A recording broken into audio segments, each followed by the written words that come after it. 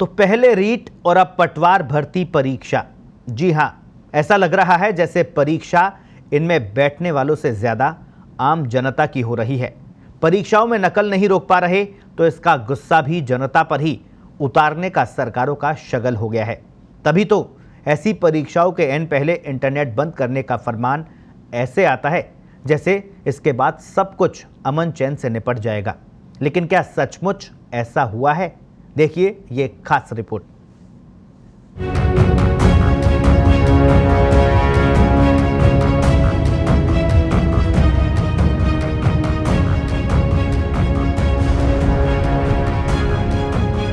जीभ भी जल गई और स्वाद भी नहीं आया।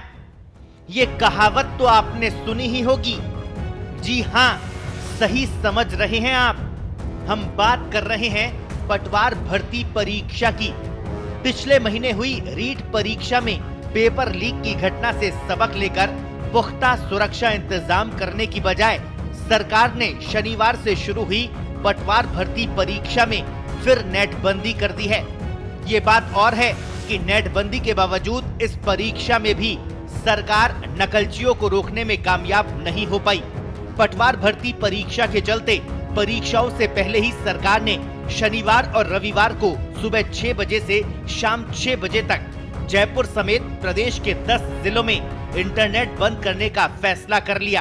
पहले दिन यानी शनिवार को इस दौरान लीज लाइन को छोड़कर सभी तरह की इंटरनेट सेवाएं बंद रही और रविवार को भी इन जिलों के लोग इंटरनेट बंदी के फैसले से प्रभावित रहने वाले हैं।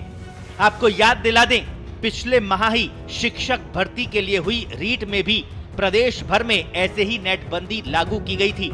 डाटा का इस्तेमाल किए बिना ही नकल गिरोह ने चप्पलों में ब्लूटूथ के जरिए नकल कराने का नायाब रास्ता तलाश लिया था।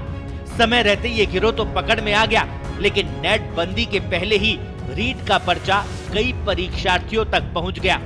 इस समूची परीक्षा के दौरान नेट बंदी के कारण लोग हैरान परेशान होते रहे। पटवार भर्ती परीक्षा में इस बार मेटल डिटेक्टर लगाए गए, फिर भी नकल करने और नकल कराने वालों ने सरकार के इंतजामों को ढोने में कोई कसर नहीं रखी। ये बात और है कि पटवार भर्ती के परीक्षार्थियों को परीक्षा केंद्रों तक गहन जांच के बाद प्रवेश करने दिया गया। करवा चौथ को देखते हुए पटवार भर्ती की इस परीक्षा में महिला प्रतियोगियों के अलावा दिव्यांग अभ्यर्थियों की परीक्षा ही हुई थी। परीक्षा केंद्रों पर रिक्त रही सीटों पर पुरुष परीक्षार्थियों को बुलाया गया था। शेष परीक्षार्थी और अलवर धौलपुर जिले की महिलाओं समेत सभी परीक्षार्थी रविवार को परीक्षा में बैठ सकेंगे। दोनों जिलों में पंचायत चुनाव के कारण ये परीक्षा नहीं हुई। दिलचस्प तथ्य ये है कि एक और महिलाओं को करवा चौथ के कारण ये विशेष अनुमति दी गई। वहीं इन परीक्षा केंद्रों पर महिला शिक्षकों को करवा चौथ के दिन भी ड्यूटी देनी पड़ेगी। जो महिला शिक्षकों की जो ड्यूटी होती है बेसिकली उनके वहीं के वहीं होती है जी। उसी शहर में है, वो कहीं बाहर नहीं है। तो हर सूरत में परीक्षा है वो 5:30 बजे पूरी हो जाती है जी। तो वो आराम से अपने घर पे सुखद तरीके से जा सकती है। तो ऐसा नहीं उनको ट्रेवल करना पड़ेगा जी।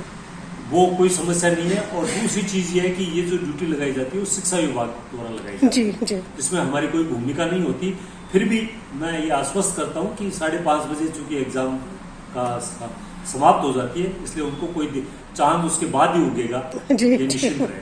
तो हम ये मान सकते हैं कि ड्यूटी कैंसिल नहीं होगी? आप एक नहीं करना न उनको ये डिमांड उठाना चाहिए, क्योंकि एक बहुत महत्वपूर्ण एग्जाम है जी। इतने फिर विकल्प के रूप में इन्विजिलेटर ढूंढना भी बड़ा मुश्किल होता है।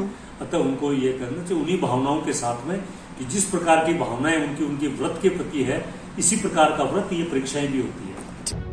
आज इंटरनेट हम सबके जीवन का एक अहम हिस्सा है। सरकार भी अपने कई काम ऐप के माध्यम से ही करती है। होटल, पर्यटन से लेकर तमाम तरह के बिजनेस इंटरनेट के जरिए ही होते हैं। देखा जाए तो इंटरनेट अब हवा पानी की तरह ही जरूरी हो चुका है। सवाल यह है कि क्या इंटरनेट बंद करना ही पहला कदम होना चाहिए? क्यों नहीं सरकारें इसे आखिरी कदम के रूप में इस्तेमाल करती है? क्या इस बात का इंतजाम नहीं होना चाहिए कि जरूरी होने पर यदि नेट बंद किया जाए तो सरकार बताए कि नेट के जरिए मिल रही सुविधाओं को आसान तरीके से कैसे हासिल किया जा सकता है? संयुक्त राष्ट्र पहले ही कह चुका है कि विश्व के सभी देशों को इंटरनेट की सुविधा को बुनियादी मानव अधिकार घोषित कर देना चाहिए।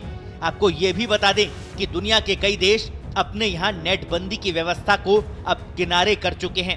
साल 2010 में स्वीडन दुनिया का ऐसा देश बन गया था जिसने हाई स्पीड इंटरनेट को प्राथमिक कानूनी अधिकार के तौर पर शामिल किया।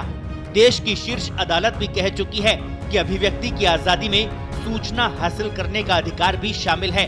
तो फिर इंटरनेट के जरिए सूचनाओं के आदान प्रदान के इस अधिकार पर ये बंदिश क्यों? बार बार नेट बंदी को लेकर राजस्थान तो जैसे कीर्तिमान बनाने में जुट गया है। जम्मू कश्मीर के बाद राजस्थान दूसरा ऐसा राज्य है जहां अलग अलग कारणों से सर्वाधिक बार नेट बंदी हुई है। जहां चाहा है वहां राह है। सरकारें चाहें तो नेट बंदी का विकल्प तलाश सकती है। परीक्षा केंद्र और उसके आसपास जैमर लगाने का उपाय सबसे मुफीद हो सकता है ताकि परीक्षाओं की गोपनीयता को लेकर खतरे को टाला जा सके। सिर्फ नकल या पेपर लीक के डर से समूची जनता को परेशानियों से दो चार होने से मजबूर करने को किसी भी सूरत में उचित नहीं कहा जा सकता। जरूरत इंटरनेट बंद करने की नहीं बल्कि उसके सही उपयोग करने की है।